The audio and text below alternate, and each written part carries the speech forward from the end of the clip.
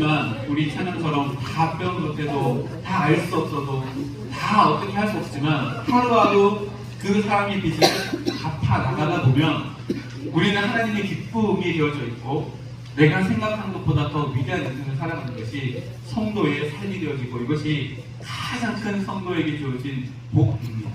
다른 것 구할 것이 아니라요. 바로 이것을 구한다면 우리 모두는 하나님 보시기에 가장 의미 있는 인생, 가장 존귀한 인생이 될 줄 믿습니다. 1학기가 한 달 늦춰져서 4월 달에 시작을 했다가 정말 눈 깜짝할 사이에 1학기가 훅 지나가 버렸습니다.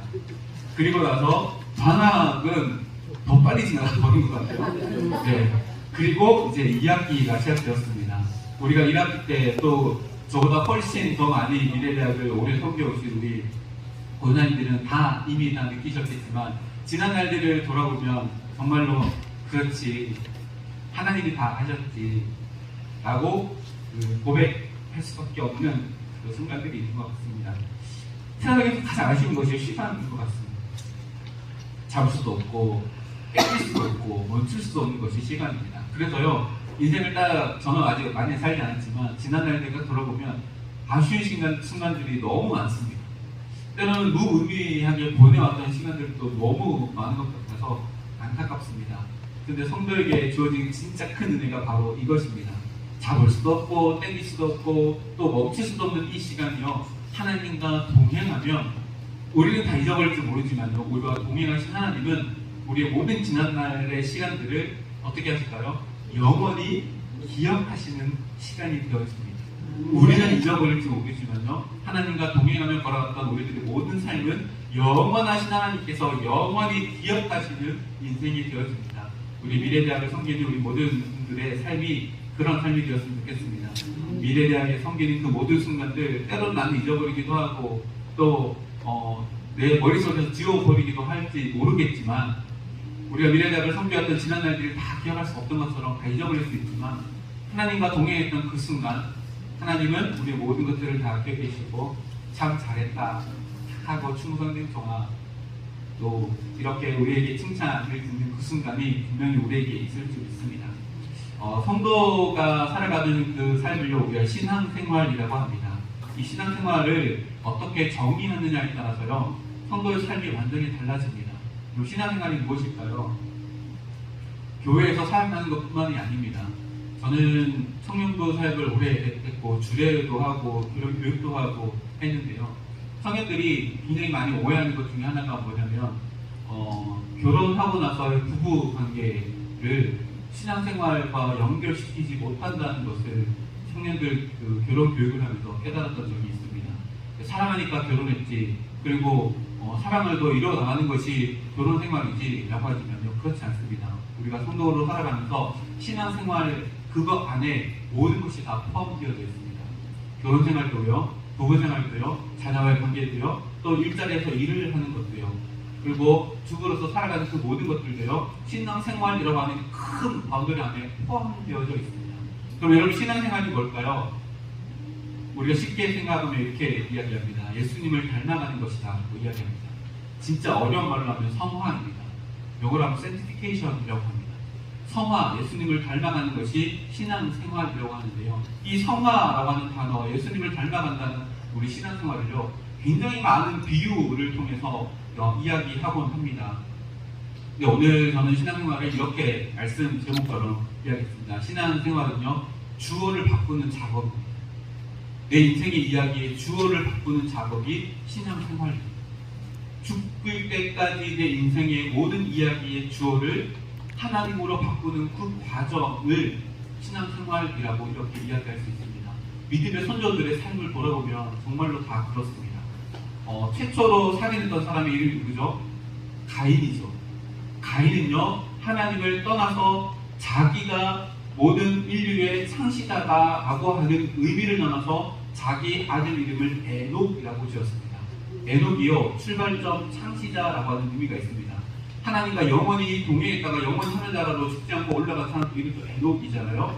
근데 가인이 지었던 성 이름도 에녹이고 가인의 아들 이름도 에녹이거든요. 나부터 시작이다 라고 하는 의미가 담겨져 있는 게 에녹인데 에녹이 왜 그렇게 했을까요? 자기의 인생의 주인공을 자기로 두고 영어로 I 이렇게 쓰잖아요. I는 항상 자기를 나타낼 때 뭐로 써요? 대문자로 씁니다. 가인이 자기의 인생의 주인이 되어서 I 쓸 때 대문자, 그것도 볼드체, 굵직하게 I를 딱 써가지고 하나님을 떠난 최초의 사람이 되었다. 그리고 가인의 족보를 보세요. 진짜 화려합니다. 보세요. 평소 음악을 하는 사람의 조상이 가인의 후손이에요. 뾰족한 도구를 만든 사람의 조상이 누구예요? 가인의 후예예요. 양 치는 사람의 조상이 된 거 누구예요? 가인의 후예예요. 원래 양을 누가 쳤을까요? 가인이 죽인 아벨이 양을 쳤잖아요. 근데 아벨이 죽고 나서 가인 양 치는 자의 조상이 가인의 후손이 있다는 건 뭐예요? 아벨의 모든 것을 다 뺏어왔다는 거죠. 진짜 화려합니다. 자기의 인생에 자기의 이름을 써서 큰 대문자를 써서 자기 인생의 주인공이 되어서 주어가 되어서 살았던 가인의 인생은 화려합니다. 근데 중요한 게 있어요. 그게 끝이. 성경에서 창세기 4장 이후로 가인이 등장하지 않아요. 잘못된 인생을 살았다라고 하는 본보기를 보여줄 때 가인이 그런 인생을 살았다라고 이렇게 이야기해요. 근데 참 재미있는 것은 그 다음에 창세기 5장에 보면 아담의 족보가 나오는데요. 아담의 족보의 처음에 시작의 주어가 누구냐면 하나님이에요. 하나님이 복을 주셔서 아담을 창조하셨다. 거기서부터 시작되는 게 아담의 족보입니다.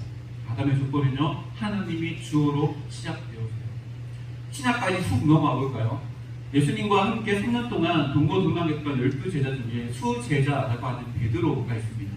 베드로는요, 예수님과 동고동락하며 3년 동안이나 공생의 기간 동안, 예수님의 공생의 기간 동안 예수님과 함께 먹고 자고 했던 사람입니다. 근데요, 공생의 기간 동안 베드로의 인생의 주어는요, 예수님이 아니었어요. 자기 자신이었어요. 그게 예수님과 함께 했던 공생의 기간 동안 사건을 통해서 계속해서 드러납니다. 딱 한 번 가이사랴 빌립보에서 예수님의 물음에 대답할 때는 주어가 하나님이었어요. 마태복음 16장 16절에 마태가 베드로가 예수님께 뭐라고 대답해요? 세상 사람들이 뭐라고 얘기하느냐? 너는 뭐라고 얘기하느냐? 라고 했을 때 주는 그리스도시요 살아계신 하나님의 아들이십니다. 롯데만 주어를 주님이라고 쓰고 삶 속에서는 보세요. 마가복음인가요? 13장인가요? 거기 보면 예수님께서 마가복음 13장이 아닙니다. 마가복음 8장입니다. 예수님께서 내가 십자가에 달려 죽게 될 것이다 라고 했을 때 베드로의 반응이 어땠어요? 성경이 이렇게 기록합니다. 베드로가 예수를 붙잡고 항변하네. 근데 여기 진짜 재미있는 게요, 붙잡았다라고 하는 헬라어가요, 잡아서 가까이 끌어오다. 어떤 느낌일까요? 멱살 잡아서 자기 힘고 항변했다는 거예요. 쓰셨다는 얘기. 내가 십자가에 달려 죽을 것이다 라고 예수님이 말씀하셨는데, 예수님 그 길 저도 함께 가겠습니다. 다 아니라 끌어당겨가지고 너 왜 그래? 이거 아니잖아 라고 자기의 인생의 주어가 누구예요? 자기예요. 그리고 예수님은 뭐 하는 거예요? 내가 이룰 그것을 이루어가는 사람으로 자기는 주어가 되고 예수님은 뭐가 되는 거예요? 주어인 자기의 뜻을 이뤄나가는 동사가 되어야 한다라고 마가복음 8장에 예수님을 끌어들여가지고 내 인생의 주어는 아니니까 예수님 그것을 이뤄나가는 것은 당신입니다 라고 하고 스스로로 예수님을 취급해버려요. 근데 참 재미있게도요, 부활하신 주님이 제자들을 찾아오셨어요. 무려 3번이나 찾아오셨고, 또 마지막에 갈릴리에서 물길질 할 때 예수님이 찾아오셔가지고 마지막에 요한복음 20장 마지막에 뭐라고 나와요? 네가 나를 사랑하느냐? 네가 나를 사랑하느냐? 네가 나를 사랑하느냐? 3번이나 물으셨어요. 왜 그렇게 물으셨을까요? 그러고 나서 내 양을 먹이라, 내 양을 치라, 내 양을 먹이라 라고 하고 예수님의 사역을 베드로에게 전가해 주셨어요. 이양해 주셨어요. 그리고 나서 그 다음에 뭐라고 예수님께서 베드로에게 이야기했냐면, 예를 제가 읽어드리겠습니다. 요한복음 21장 마지막 구절 읽어주세요. 제가 자주 쓰던 성경책이 망가져가지고 수리를 맡겼거든요. 새 성경책이 나지 않은 것 같아요. 제가 읽어드리겠습니다. 18절입니다. 21장 18절. 내가 진실로 내게 이르노니, 여기서 내는 베드로입니다. 베드로에게 이르노니 베드로 네가 젊어서는 스스로 띠뛰고 원하는 곳으로 다녔거니와 늙어서는 너의 팔을 벌리리니 남이 너에게 띠를 띠고 원하지 않는 곳으로 데려간다. 네, 이게 뭐예요? 베드로야, 이제 너는 네가 원하는 대로 사는, 네가 주어의 인생을 사는 것이 아니라 남이 띠뛰고 살아가는 인생. 남이 띠띠, 여기서 남은 누구예요? 성령 하나님. 성령 하나님이 너를 얽매여서 하나님, 성령 하나님이 원하시는 그 길로 걸어가게 될 거야 라고 이렇게 말씀해 주세요. 그래서 신앙생활은 뭐라고요? 주어를 바꾸는 거예요. 내 인생의 주어를 바꾸는 거예요. 내가 주어가 되고 예수님이 내가 만들어 놓은 계획을 이루어가는 동사가 되는 게 아니라 주님께서 주어가 되고 주님이 원하시는 것을 내가 이뤄가는 내가 동사가 되어서 행해나가며 일을 하는 거예요. 예수님을 신학시대 때 예수님을 가장 많이 닮았다라고 하는 우리가 잘 아는 사도 바울. 원래 이름은 사울이었다고 하죠. 원래 사울이라는 이름과 바울이라고 이름은 두 개 다 가지고 있었어요. 사울이라고 하는 이름은요, 히브리식 이름입니다. 하나님께 요청한다라고 하는 의미이고요. 바울이라고 하는 이름은 로마식 이름입니다. 나중에 예수를 만나고 나서 13년 뒤에 예루살렘에서 다시 파송되어질 때, 그때는 이제 사울이라는 히브리식 이름을 버리고 이방인의 사도로 가야 하니까 그 전에 가지고 있었던 로마식 이름인 바울이라는 이름을 취해서 선택했습니다. 근데 두 가지 이름이 있었지만 이제 이방인을 선교로 나가기 때문에 로마식 이름을 선택했다라고 이렇게 이해할 수도 있지만, 바울의 이름의 뜻이 뭔지 아시잖아요. 뭐죠? 작은 자. 사울이었을 때 가말리알의 문화생으로 들어오기 위해서요, 다소라고 하는 자기 촌동네를 떠나가지고 예루살렘이라고 하는 종교의 성지에 유학을 와가지고 최고의 문화생으로 자기의 아이 주어를 튼튼하게 만들기 위해서 열심히 다해서 살아갔던 사람이 사울이었어요. 그래서 그 주어를 더 크게 만들기 위해서 예루살렘 공회에서 공문을 받아다가 다메섹으로 예수 믿는 사람을 죽이기 위해서 떠나갔어요. 그 이유가 뭐예요? 자기 인생의 주어를 더 크게 만들기 위해서, 더 크게 만들기 위해서 그것을 가다가 누굴 만나요? 진짜 인생의 주인 되시는 빛 대신 주님을 만나요. 그리고 눈이 어두워져요. 가려지죠. 그리고 눈이 벗겨지고 나서 제일 먼저 하는 게 뭐예요? 예수님이 하나님의 아들이라고 선포해요. 예수님이 구원자라고 선포해요. 점점 어떻게 되어 된 거예요? 주어가 계속 바뀌어져 나가고, 우리가 잘 알듯이 갈라디아서, 성경책 다 갖고 오셨죠? 갈라디아서 2장 20절 말씀, 다 아는 말씀이니까 제가 읽어드리겠습니다.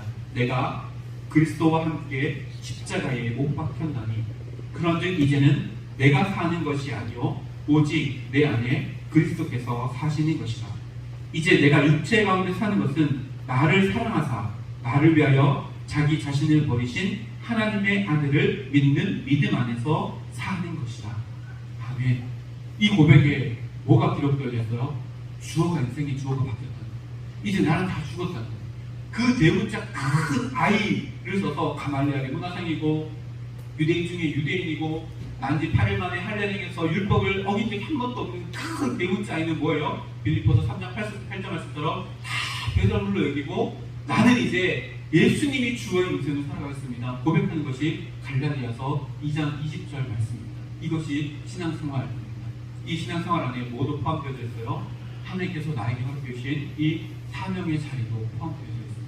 사명을 감당하는 것은요, 내가 주어가 돼서 무엇인가 큰 일을 행하고 내가 주어가 돼서 무슨 업적을 행하고 이거 아닙니다. 오히려 나는 다 없어지고 예수님이 더 큰 주어로 예수님이 써지고 그 예수님께서 원하시는 것을 나를 세우신 그 자리에서 행해 나갈 때 진짜 우리의 삶 가운데 아름다운 성도라는 이름에 걸맞는 존귀한 인생을 살아갈 수 있다라고 믿음의 선조들이 우리에게 가르쳐 줍니다. 그리고요, 오늘 말씀을 한번 볼까요? 오늘 말씀 제가 다시 한번 읽어드릴게요. 양들의 큰 목자이신 우리 주 예수를 영원한 언약의 피로 죽은 자 가운데서 이끌어내신 평강의 하나님이 모든 선한 일에 너희를 온전하게 하사 자기 뜻을 행하게 하시고 그 앞에 즐거운 것을 예수 그리스도로 말미암아 우리 가운데서 이루시기를 원하노라. 아멘. 볼펜을 혹시 갖고 계시면 줄을 한번 뽑을까요? 20절 뒤편에 보면 평강의 하나님이, 20절이요, 평강의 하나님 주어를 서술하는 엄청나게 수식어, 긴 수식어입니다. 주어는 뭐예요? 평강의 하나님이, 이게 주어입니다. 평강의 하나님이 주어입니다. 근데 그 하나님이 누구라고요? 양들의 목자이신 우리 주 예수 그리스도를 영원한 언약의 띠로 추승자 가운데서 이끌어내신 평강의 하나님이 주어예요. 그리고 이 히브리서 기자가 사도 바울이라고 이렇게 이야기하지만 정확하게는 누군지 모릅니다. 어쨌든 히브리서 저자가 이 하나님을 주어로 쓰면서 이 하나님이 어떤 서술어를 또 뒤에 달고 있냐면 21절 말씀 보니까 모든 선한 일에 너희를 온전하게 하사 밑줄 딱 보세요. 이게 첫 번째 동사입니다. 두 번째는 자기 뜻을 행하게 하시고도 밑줄 것이고 이게 동사입니다. 그리고 밑에 보면 우리 가운데서 이루신다. 이게 또 동사입니다. 세 가지 동사입니다. 보세요. 하나님께서 우리의 삶의 주어가 되시면 우리의 삶의 이 세 가지 서술어가 우리를 통해서 이루어집니다. 첫 번째는 뭐냐면 모든 선한 일에 우리를 어떻게 한대요? 온전하게 하신대요. 우리가 하나님의 사역을 감당하는 건 뭐예요? 업적을 이루기 위함이 아니에요. 뭔가 대단한 걸 이루기 위함이 아니에요. 첫 번째는 뭐라고요? 우리가 온전해지기 위해서 하나님이 우리 인생의 주어가 되어주시는 이게 가장 중요합니다. 우리 교수님들, 또 식당에서 봉사하시는 분들, 사랑으로 봉사하시는 분들, 내가 그곳에 있는 이유는 나를 온전하게 하시는 하나님이 내 인생 가운데 주어가 되시기 때문에 우리가 그곳 가운데 있는 것이라는 것을 늘 기억해야 합니다. 받은 사랑을 숨기는 그 모든 것들이 우리를 온전하게 하시는 하나님이, 주어 되신 하나님이 나를 그 가운데 보내셨다는 것을 늘 기억해야 합니다. 그리고 두 번째는요, 보니까 자기 뜻을 행하게 하시고 하나님의 뜻을 행하게 하기 위해서 하나님이 우리 인생 가운데 주어가 되어주십니다. 그래서 우리 이런 거 있잖아요. 우리가 일하면 우리가 일하지만 우리가 기도하면 누가 일하세요? 하나님이 일하신대요. 기도한다는 게 뭐예요? 내 인생의 주어를 하나님께 다 내어드리는 거예요. 내가 다 일하면 어떻게 돼요? 내 능력 안에 일어나요. 근데 내가 주어가 싹 빠지고 하나님의 주어가 딱 되어지면요, 내 능력 밖에 일이 일어나서 우리가 아까 인사했던 것처럼 내가 생각했던 것보다 더 위대한 인생이 일어나는 거예요. 어떻게요? 하나님의 뜻이 나를 통해서 행해지고 이루어지는 그 놀라운 역사가 일어난다고 히브리서 저자가 우리들에게 이야기해요. 그리고 세 번째 서술어가 뭐냐면 그 앞에서 즐거운 것을 예수 그리스도로 말미암아 우리 가운데서 이루시기를 원하노라. 하나님이 주어가 되면 예수님을 통해서 우리를 통해 하나님의 뜻을 이루어 나가신대요. 우리 이야기 또 미래대학을 섬겨나가는 우리들의 모든 하나님 앞에 드려진 헌신과 또 사역들이 이런 삶이 되었으면 좋겠습니다. 내가 원하고 바라는 것, 내가 주어가 되어서 무언가 이루어나가는 것, 이게 아니라 하나님께서 나에게 원하신 것이 뭘까? 순간순간 어르신들을 섬기며 나아가고 또 우리 임원분들은 앞으로 있는 계획들을 행해 나갈 때에 하나님께서 원하시는 것이 뭘까? 하나님께서 나를 통해서 이루어 나가실 것이 뭘까?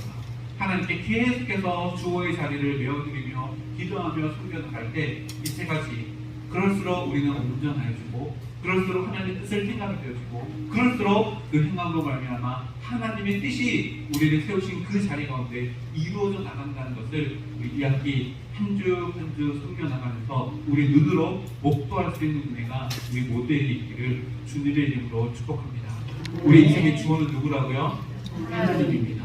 우리의 사역의 주어는 누구라고요? 하나님입니다. 미래대학의 모든 역사의 주어가 누구라고요? 하나님이십니다.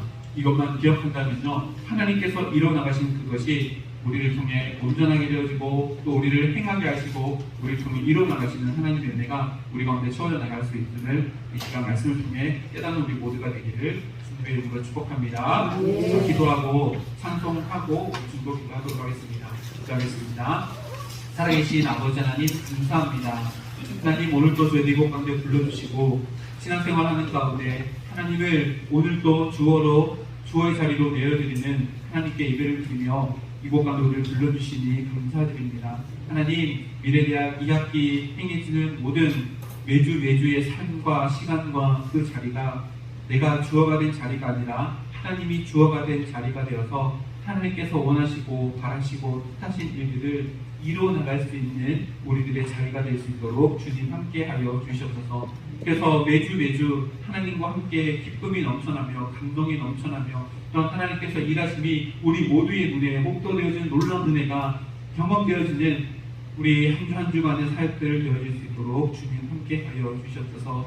내가 주어가 되어서 멋지고 화려한 인생을 살았지만 성경에 다시금 기록되지 않았던 가인의 인생을 바라보며 또 베드로는 내 인생의 주어가 자기 자신이었지만 부활하신 주님을 만나고 하나님께 주어를 내어줄 때 위대한 인생을 살았던 것을 기억하며 또 사도 바울이 자기의 모든 것들의 주도권을 주님께 내어놓고 주님으로 말미암아 주님이 내 인생 가운데 주인이십니다 고백하며 나아가며 위대한 선교의 삶을 감당했던 것처럼 하나님 비록 내 삶이 작은 인생이라 할지라도 그 인생이 하나님께 드려주며 하나님이 주어가 되는 인생이 되어진다면 내가 생각했던 것보다 더 위대한 인생이 내 삶 가운데 만들어져 나감을 오늘 말씀을 통해 약속해 주셨사오니 이 약속의 말씀이 이루어짐을 우리의 삶의 현장 가운데 삶의 현장 가운데 볼 수 있는 우리의 은혜가 우리 모두에게 있을 수 있도록 은혜 더하여 주시옵소서. 또 찬양드리고 또 미래대학교에서 함께 중보하며 기도하며 나아가려고 합니다. 하나님 우리의 중보 기도 가운데 능력을 더해 주시옵고